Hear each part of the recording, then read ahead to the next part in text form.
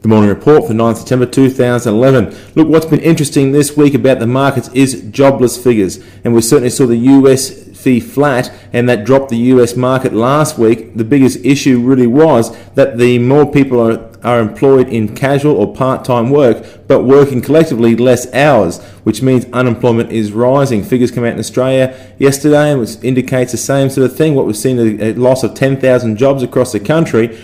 Predominantly, the biggest loser was Queensland.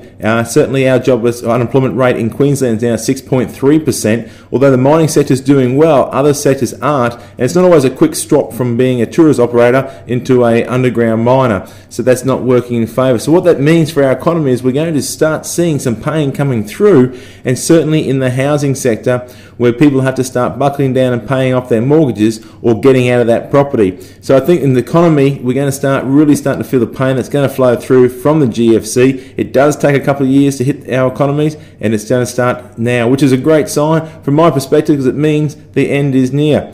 Now, the market news, look, our market was flat yesterday. I think we'll be down a little bit today, given the US dropped back a little bit as Ben Bernanke failed to calm investors' jitters over the state of the economy in the US. And look, what can he say? What can he really do?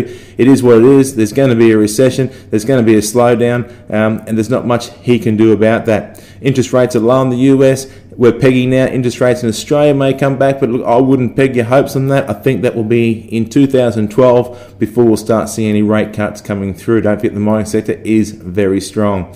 For any questions or queries, please go to our website at growyourwealth.com.au.